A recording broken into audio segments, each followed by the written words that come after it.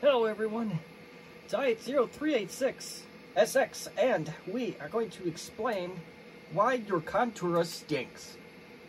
Yes, I used a clickbait title. Deal with it. I wanted in on it too.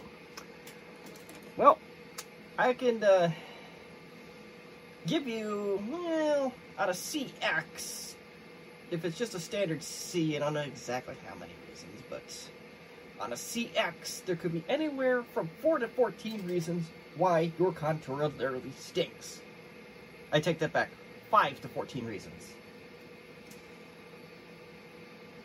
And I can tell you right now, regardless of any first-gen Contura, there are for sure 4 reasons why your Contura stinks. And it has to do with this board. See, one. I can't see my finger. 2, 3, 4 reasons. The 5th one's behind here. But that's not the scope of the video tonight. The scope of the video is going to involve the power supply board. This guy right here. Now, if you have a 386 Contura, you have 4 more reasons why your Contura stinks. Let's get this thing turned off, because that electrolytic stuff's not good. So we'll just get this thing off. We need to get into this computer anyway, so we are going to do just that. Now, I haven't explained exactly where 14 reasons come in. Let's do that. Although these don't typically stink, this is the back of a LCD panel that is compatible with the Contura 425CX. And as you can tell, there are 9 capacitors. This one's in particularly bad shape as there's starting to be corrosion. And I'm willing to bet if I gave any pressure to those caps whatsoever, they'll probably just break off. I already did one other repair on this recently, and that's exactly what happened. Half of the caps just went boink. So, well, let's get into this one. Even before I do that, let's take that back. So, what do you need for this? I'm going to guess it's a DC to DC board. You need one of these, 2 of these, or one of those, 2 of these. The big boy is a, well, that's a really good question. Where? It's a 330 UF, 25 volt. Yeah. Maybe take it out of the damn bag.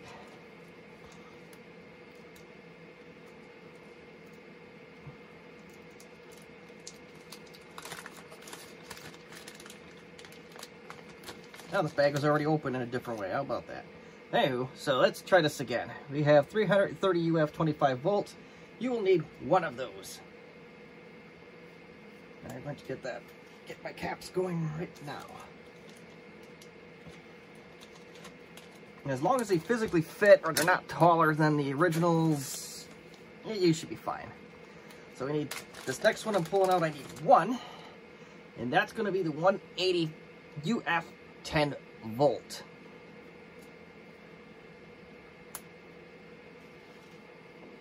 Last but certainly not least, we need 2 of the next one. Let's get these off of Mauser. You can probably get them off DigiKey. Yeah, you can tell they're from Mauser. And these are just sitting loose in the bag.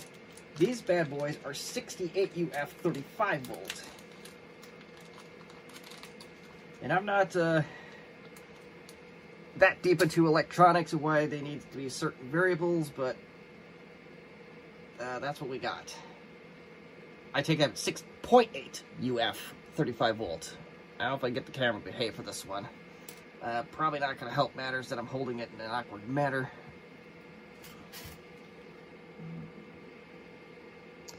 Yeah, you'll just have to take my word for it, but yes, it is well, if you have one of these, you can look for yourself. I thought I said 68 originally. I guess let's double check. Yep, this is a 6.8 microfarad UF. You can almost tell. There we go.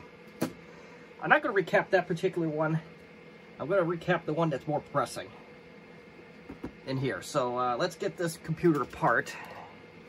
And in case this is your first rodeo taking one of these apart, that's the other reason why we are going to take one of these apart. Like I said, I gotta get into the CMOS battery regardless, so no matter what, we got a little bit of a surgery on our hands. It's really not difficult on these at all.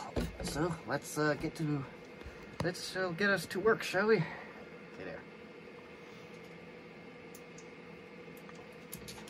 Well, it'd help if we plug ourselves in. Unfortunately, we are not plugged in at the moment, so let's take care of that. All right, we plugged in.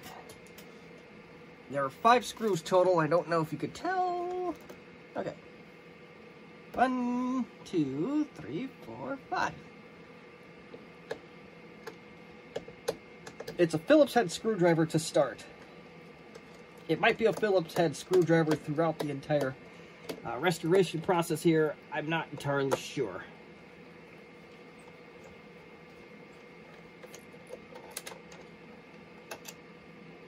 I kind of want to redo this version of Windows.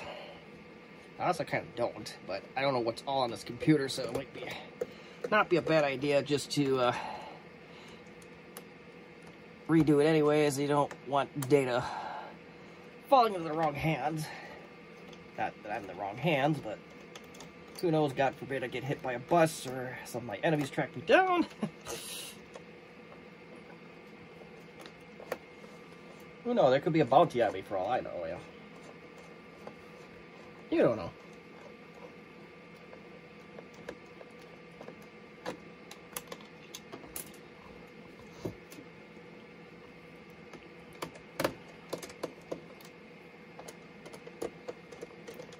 And sometimes you have a screw that just doesn't want to come all the way out, so I'm going to do this a little bit more in a responsible manner. And tip this thing upside down with my hand underneath it. So we don't have an incident like I had in the last video where a screw mysteriously disappeared. Which I did find, by the way, so all is well on that front. Alright, so we got our Contura open. I gotta get some double stick tape for that emblem. And I think this should just come off.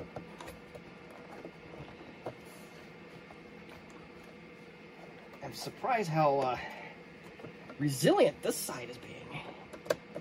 There's a clip in the middle that comes off. That's what I was trying to get off, and I think we got it.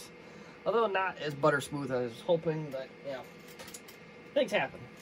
The board we want is actually in this general area here, so that requires us, excuse me, to take 4 more screws off.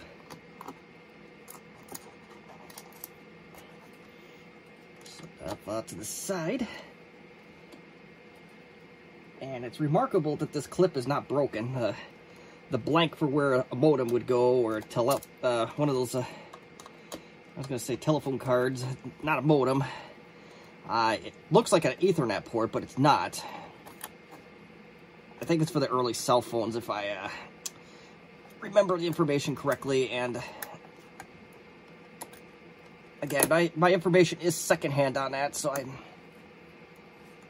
not sure if that is what that port that looks like an Ethernet jack is for or not.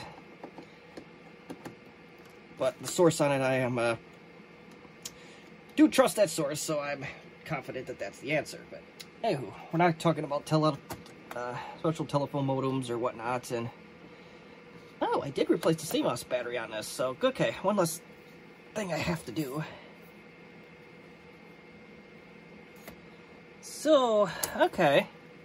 I wonder if I did replace this board already. Although the notes indicates that I didn't. Anywho, let's get this board out next.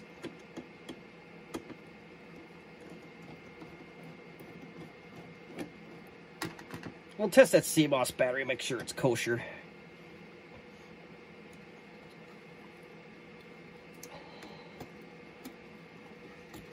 Oh no, there we go.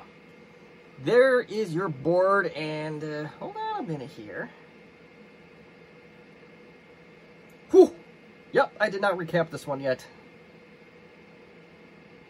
And I think it's the big cap that's spewing the guts, as I don't see anything else with the little caps. But we'll give it a closer look and see what we need to do. So yeah, I think it's this one that stinks.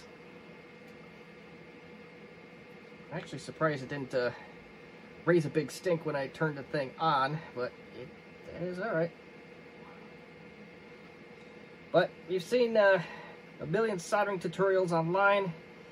Just a general principle is make sure you got your polarity right.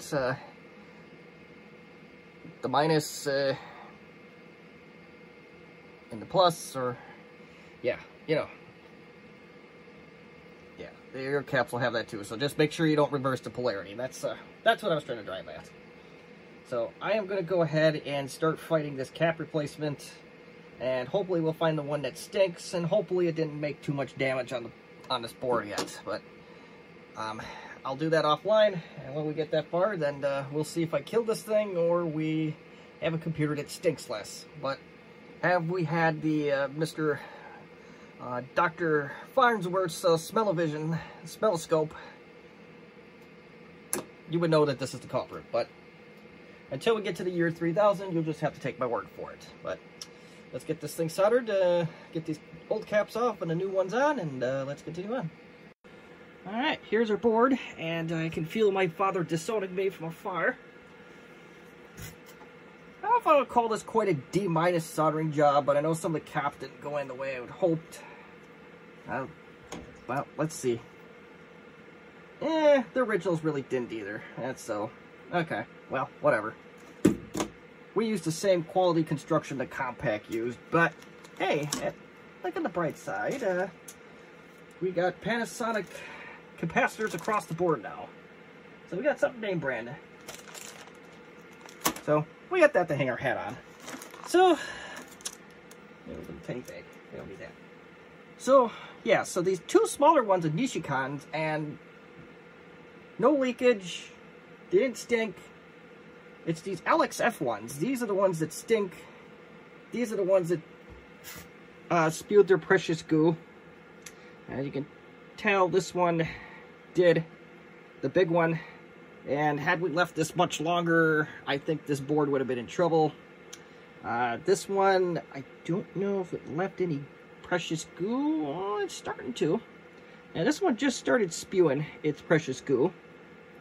And that's the one that also stunk the most. So let's get this thing back in here, and you know, we're gonna take a page from our good friend in the community, Mr. UXW Bill, and see if we can conduct ourselves a good old smoke test. I don't think this one's gonna smoke test. You don't assume anything. I gotta get it in there now. Nothing shorting out. Always a plus. Yeah, okay, they're all the same size screw. That is perfectly fine.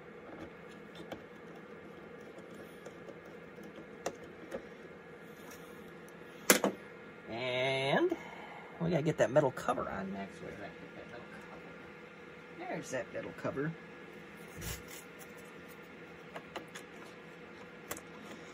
Alright.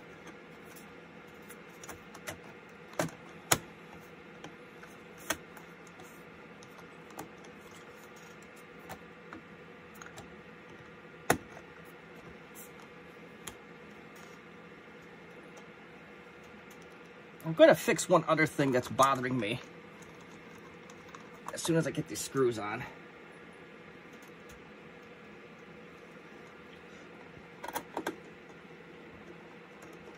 Very, very stupidly easy thing to fix, provided I have the equipment to fix it right this minute, but I promise you, I'm going to fix something that's probably bothering you too.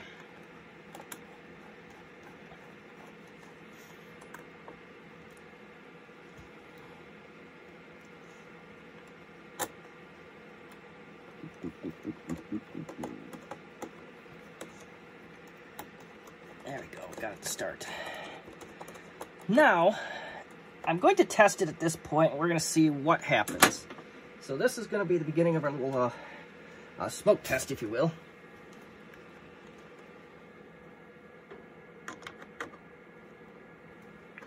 No smoke. A sad sounding Connor, which that sounded like that before he even started anything, so. Oh, there we go.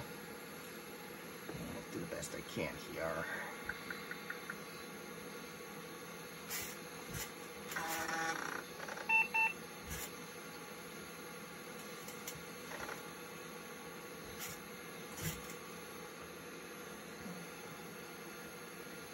I don't know if I entirely like the way the screen looks, but we'll see if that's just...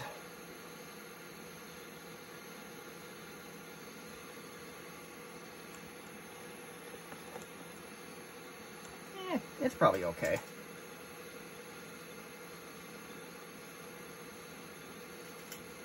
Alright, let's see if I have anything while we're waiting for that to load. Hold on. I'll put this stuff in the toothpick while I'm trying to do, but...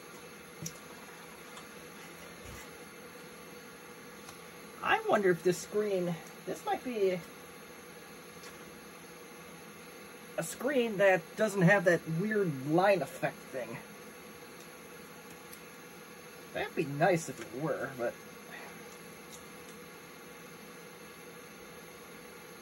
for those running into difficulty with this, that could be upwards of 9 or 14 reasons why your display stinks, or... well, display and computer stink. Alright. This is very important to me. This is very dear to your heart and yours and mine alike. This is driving me nuts. And for whatever reason, this one didn't have a screw on the, right here for some reason. Never came with one. Let's see here, let's get this, everything back in the order that we got intended. See if I can replicate the problem. No, I don't know. Not getting that weird line thing, so that's good news. While we have this apart, let's get this off. Now, on some of the Contura 425, the ones without letters, that's a flexible clip. Oh, goodness. Oh, there's a screw on top, so yeah, let's get that out of there.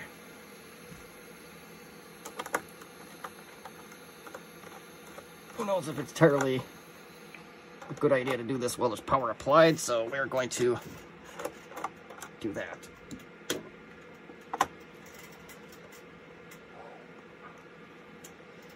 At least its hinges are fairly loose.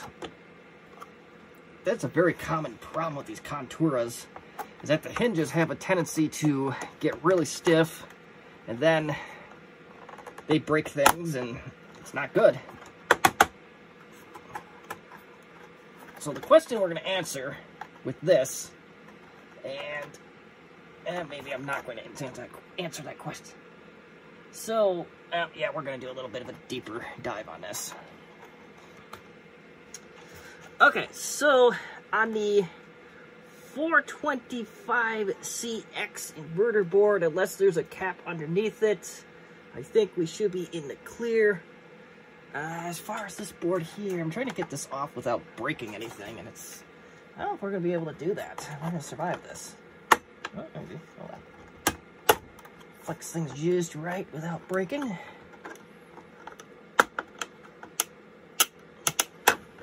Okay, here we go. So that's the innards of the screen. On the 425, there's a capacitor right where my finger would be, I believe. On the inverter board, is that a cap right there? Yeah, maybe. Yeah, that's a cap right there. I don't think that one's leaking, though. So I'm going to put this one back together while I have it apart. There are 9 capacitors, so if I have to replace them for the display underneath, then we will go ahead and do that. So let's get this back together. Let's try not to get sticky stuff all over me. God, blasted. Cuckoo. Story of my life. Everything go according to script. Wouldn't have it any other way. Wait, what are you? That's it. And it's got the mark of a corgi on it. That's probably the worst possible thing is corgi fur, or any dog fur, but there's only one dog in this house that sheds, and it's the corgi. But it's my little clown, so it's okay. We forgive him.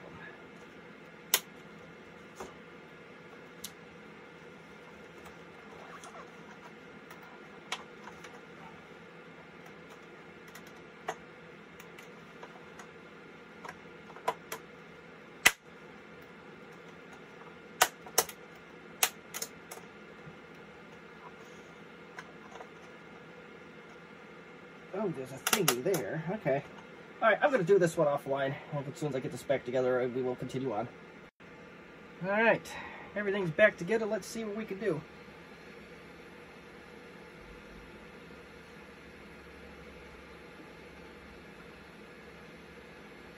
And maybe a whole lot of nothing? Oh, there it goes. Okay.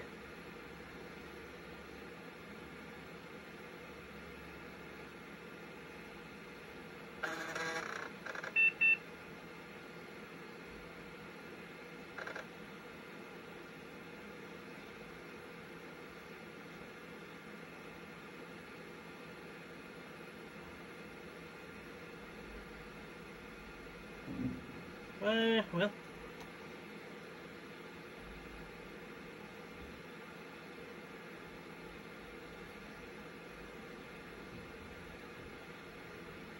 Hey, it doesn't stink anymore.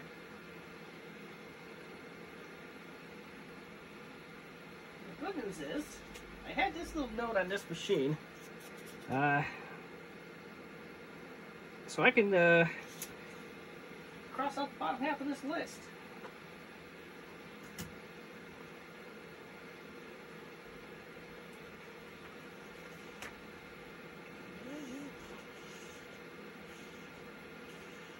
I think the ultra rare 325C has the same issue, but that's with capacitors on the power supply. But we're not going to do that tonight. I might pull it out and just say what we need to do, but you know. But that's it. That is going to be the end of this video. So if you have any questions or comments or constructive criticism, as always, you may leave them in the comment section as you wish. As always, I will put the parts list down there in the description and links to the items that I purchased. Do bear in mind that there is a possibility that parts do go end of life, and Bowser and DigiKey are very good about telling you that when they're about to. At the time of recording this, none of these were end of life. And I do strongly recommend use name brand caps for everything. You'll just get a little bit more life out of things, and that's just rule of thumb. Don't cheap out on the caps. Otherwise, you're going to have an LXF problem on your hands like I had, and yeah. It's not ideal. Oh, this actually is a name brand cap. Or is it? I don't know if Nippon's any good, but... Anywho, alright, so thank you for watching. Have a good one.